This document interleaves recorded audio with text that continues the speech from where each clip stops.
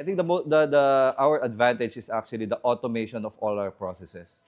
So while other competitors are like introducing this one in the market right now, they are still on the infancy stage. Unlike us, we have been like actually offering this one since the beginning. So since we started in 2018. So there are like since we are already in the digital stage right now, the digital age, it's always better if you are actually the first one to offer something new in the market. So I think this is what MBA is capable of offering offering the Philippine industry new approaches, new technologies, and new means of collecting for delinquencies and receivables.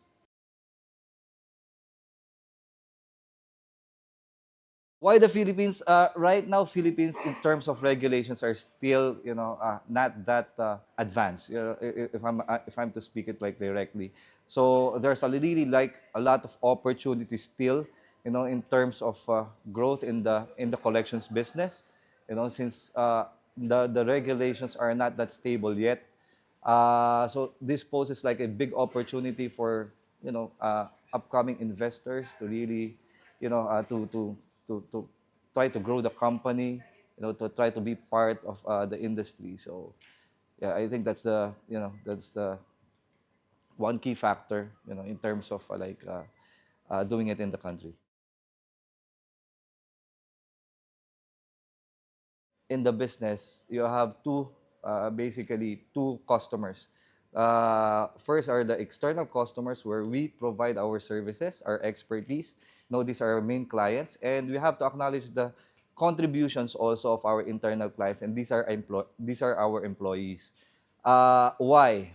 Because even if you have the best clients that you have, but your internal clients, which are your employees, are not able to deliver, you know, by the end of the day, it doesn't make sense, or vice versa, right?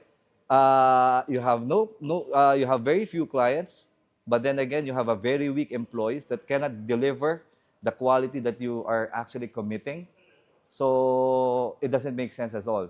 So I think that's very important that you have to acknowledge two customers that you have, external and internal.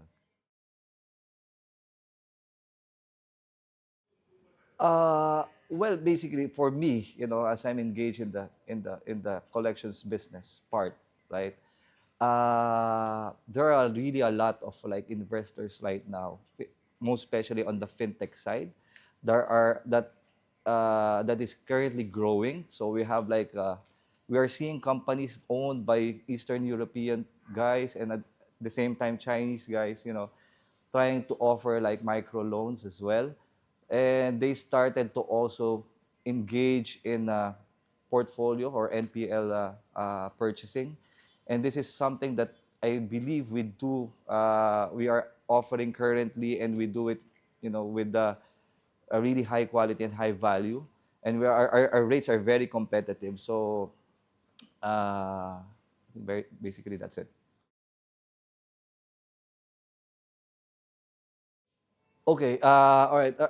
Probably the biggest success right now, if you will gauge the business in the Philippines, is the growing number of our employees, right? This is a good indicator that the business is really doing great. And at the same time, when you acknowledge the fact that your clients are becoming your ambassadors already, so you have to sell the business, you have to sell the services, um, you will feel the success if your clients are the ones actually offering your services. It's like really a word of mouth. So they're trying to also refer you to other clients on their level. So I think that is the measure of success, for this kind of business in the industry. We started with five in last 2018, and last year we were at 200, roughly around 250. Right now, last time we checked, we're already almost 400. And I don't want to preempt my report later, but our target would be like 500 next year. But it seems that we will be able to achieve that during the first quarter because we really have a lot of like clients right now in the pipeline who wishes to engage our services.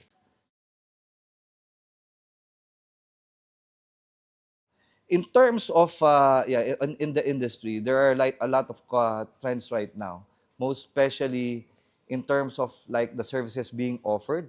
Like I mentioned a while ago, most of the companies, collections companies right now are leaning towards automation. They are AI is inevitable. Almost all the companies right now are offering like really this kind of solutions. Right? We also have like other automated collections tools like IVRs, like voice messages, even using a lot of messaging platforms available in some applications, right? Just to reach the borrower. So these are the common trends that you have to like really be, on top of. And aside from that, I think the Philippines right now is opening up the market into debt buying, like NPL purchasing. Uh, Before there are like really few players in the industry, but I think when I should know because I was there during 2018, and there's like really I've been on the client side, right?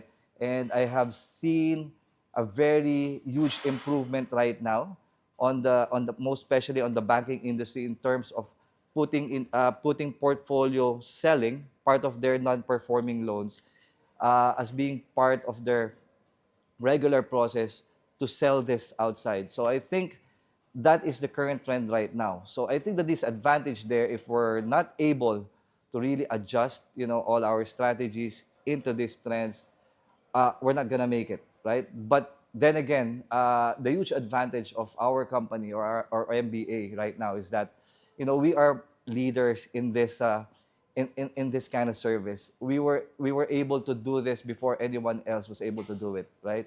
So I think being the first one is really very advantageous, right, in this kind of industry. The plan for the Philippine business is really uh, to translate all our goals to reality. And how we'll be able to do that? You know, we have three principles, right? It's actually uh, it's a good leadership, for the management team. Keep the people inspired and keep them motivated. So, well, our main objective is to be the most preferred and the most reliable service partner in collections. So, all our actions, all our strategies are really concentrated into achieving that goal. So hopefully, I think we're there. Since we're already like increasing our client base, not only uniquely but also organically, clients are starting to rely on us. We're starting to collaborate. And as I mentioned, they are also being part of. They try to pitch our services to their partners as well. So that's really very promising for us for 2025.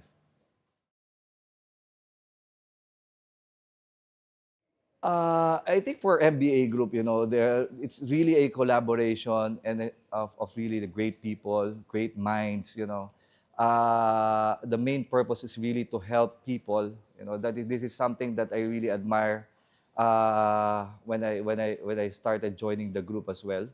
The main objective is not, of course, it's to earn money, right? It's to produce money, but the main objective is really to help people, no? And having that in mind really boosts up everybody's, it kind of inspires me a lot.